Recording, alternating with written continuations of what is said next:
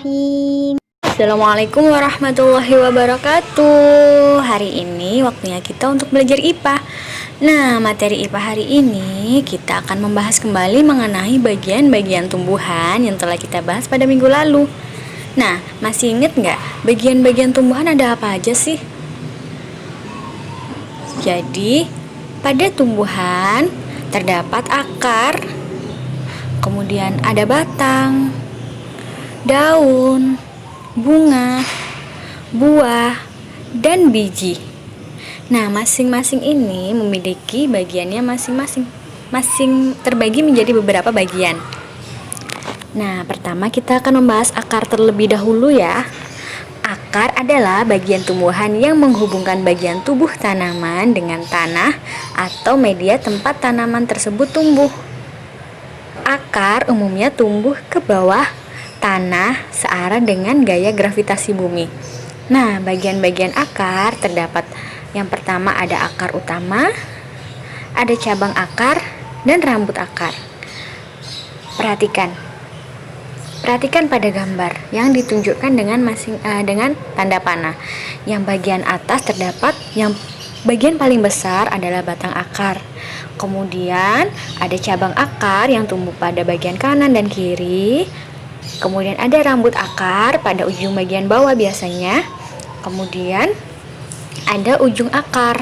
Jadi ini merupakan nama-nama dari bagian-bagian akar. Nah, jenis-jenis akar. Akar terbagi menjadi dua, yaitu akar serabut dan akar tunggang. Akar serabut yaitu akar yang berbentuk serabut-serabut kecil dan tidak memiliki akar utama, sehingga ukuran akar satu dengan yang lainnya relatif sama. Yang kedua yaitu akar tunggang. Akar tunggang yaitu akar yang terdiri dari satu akar induk berukuran cukup besar. Pada bagian induk tumbuh akar-akar cabang dengan ukuran lebih kecil. Jadi akar serabut dan akar tunggang berbeda ya. Jika akar serabut yaitu akar yang berbentuk serabut-serabut kecil dan tidak memiliki akar utama. Jadi ukuran akar yang satu dengan yang lainnya itu sama-sama kecil misalnya. Kemudian akar tunggang. Akar tunggang adalah akar yang terdiri dari satu akar induk. Jadi ada satu akar yang berukuran lebih besar. Nah, kemudian pada akar yang besar tersebut tumbuh akar-akar cabang dengan ukuran yang lebih kecil. Nah, ini perhatikan gambar ini. Ini adalah gambar dari akar tunggang dan akar serabut.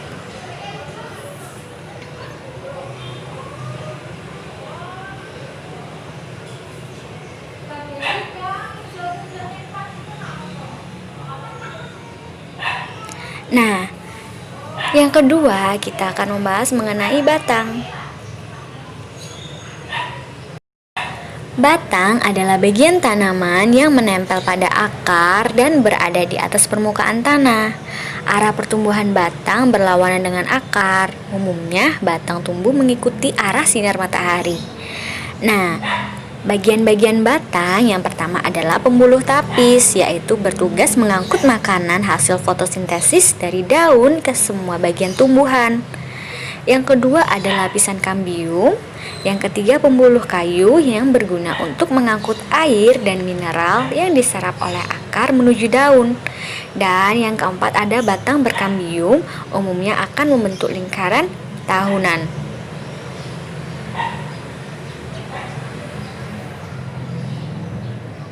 Nah, ini merupakan gambar dari lingkaran tahun pada batang berkambium. Jadi, biasanya lingkaran tahunan ini terdapat pada pohon-pohon besar atau tumbuhan-tumbuhan yang umurnya hingga bertahun-tahun. Yang ketiga yaitu daun.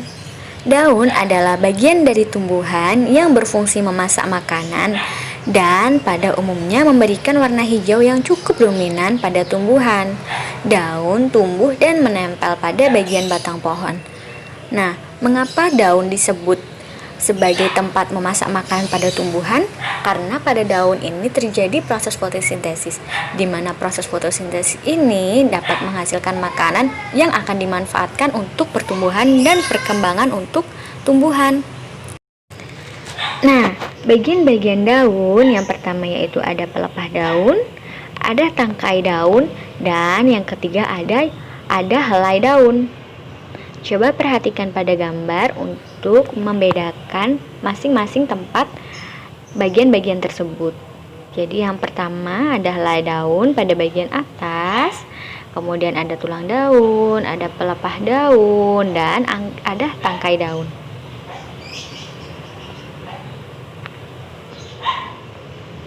Nah, jenis-jenis daun. Yang pertama ada daun jenis menyirip, menjari, melengkung, dan sejajar. Nah, masing-masing ini memiliki bentuk yang berbeda-beda ya. Coba perhatikan pada gambar.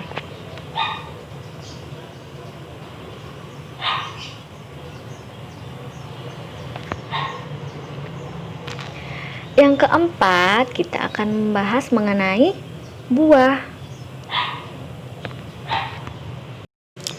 Buah adalah bagian tumbuhan yang merupakan perkembangan dari bunga. Nah, buah terdiri dari kulit buah, daging buah, dan biji buah. Coba perhatikan pada gambar. Daging buah yang biasa kita makan. Nah, biasanya pada bagian tengah daging buah terdapat biji. Dan di luar daging buah dilapisi oleh kulit buah. Yang selanjutnya yaitu biji. Biji buah berfungsi sebagai bakal tumbuhan baru. Jadi ketika kita ingin menanam tumbuhan, biasanya kita akan memanfaatkan biji dari buah tersebut atau biji dari tanaman tersebut. Nah, selanjutnya kita akan membahas mengenai fase daur hidup hewan.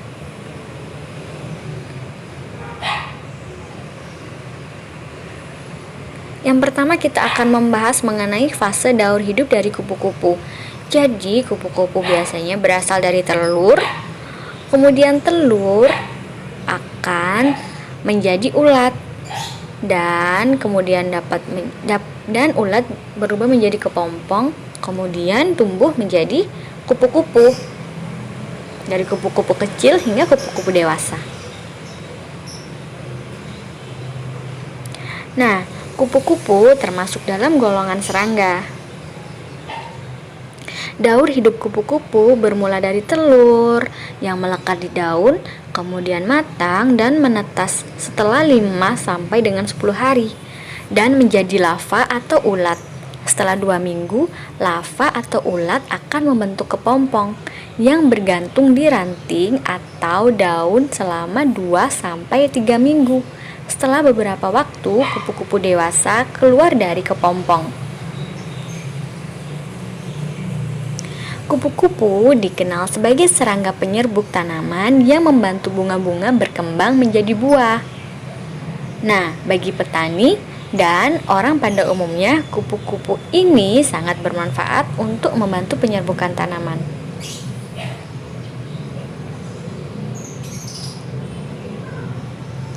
Nah, bagian dari fase daur hidup kupu-kupu yang dapat merugikan petani yaitu ulat.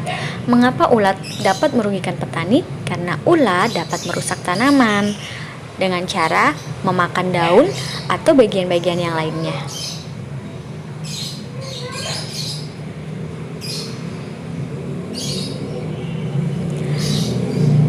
Selanjutnya, kita akan membahas mengenai karakteristik hewan.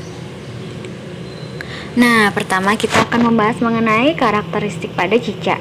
Ada yang tahu kan? Biasanya kan kita sering banget melihat cicak. Nah, cicak itu memiliki karakteristik yang berbeda dengan hewan-hewan lainnya.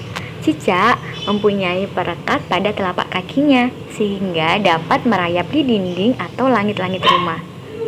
Jadi, ketika cicak menempel atau merayap pada dinding, dia memanfaatkan telapak kakinya yang mempunyai perekat, sehingga dia tidak akan terjatuh. Yang kedua, cicak memiliki lidah yang sangat panjang dan lengket sehingga dapat menangkap serangga. Jadi meskipun cicak berada di tembok, tetap dia bisa menangkap serangga yang letaknya jauh di depannya. Yang ketiga, cicak memiliki ukuran hingga 10 cm. Cicak dapat memutuskan ekornya untuk melindungi diri. Jadi ketika dia merasa terancam, dia akan memutuskan ekornya untuk melindungi diri dari serangan musuh. Selanjutnya, terdapat beberapa jenis cicak, yaitu cicak rumah, cicak pohon hijau, dan tokek. Cicak pohon hijau dan tokek mempunyai ukuran yang lebih besar dari cicak di rumah. Nah, ini merupakan gambar dari cicak. Pasti udah tahu semua kan? Selanjutnya, yaitu karakteristik pada kelelawar. Kelelawar hidup di tempat yang gelap, seperti di atap rumah dan gua. Kelelawar mengeluarkan suara dengan frekuensi tinggi. Selain itu, kelelawar juga memiliki pendengaran yang baik dan peka menerima bunyi pantulan tersebut. Kelelawar adalah hewan nokturnal karena melakukan kegiatan di malam hari. Ada dua jenis kelelawar, yaitu kelelawar pemakan buah dan kelelawar pemakan serangga.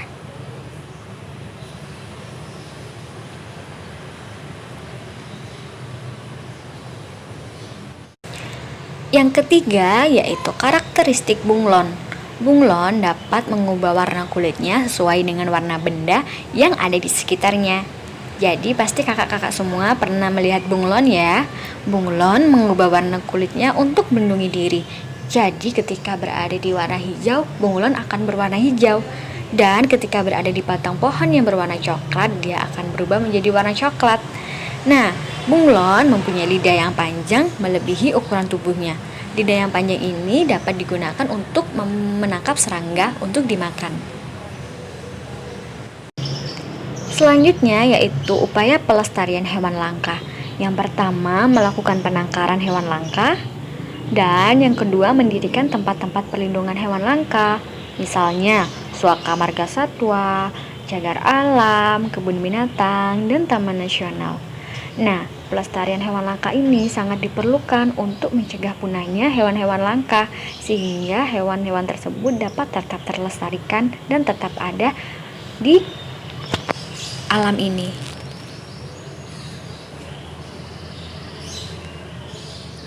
Selanjutnya yaitu keuntungan melindungi hewan langka. Yang pertama, menjaga keseimbangan ekosistem agar kehidupan di muka bumi tetap berjalan dengan baik. Yang kedua, yaitu melestarikan keanekaragaman hayati yang bermanfaat bagi ilmu pengetahuan dan masyarakat. Yang ketiga, memenuhi kebutuhan masyarakat, misalnya untuk bahan pangan dan obat-obatan. Jadi, hewan langka ini sangat bermanfaat sekali bagi keseimbangan ekosistem, bagi keseimbangan alam, keseimbangan kehidupan manusia atau setiap makhluk hidup yang berada di muka bumi ini. Kemudian untuk melestarikan keanekaragaman hayati yang bermanfaat bagi ilmu pengetahuan dan masyarakat dan memenuhi kebutuhan masyarakat, misalnya untuk bahan pangan dan obat-obatan.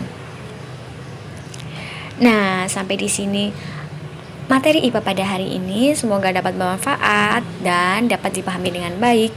Jika ada pertanyaan, silakan langsung bertanya di kolom komentar ya Kak.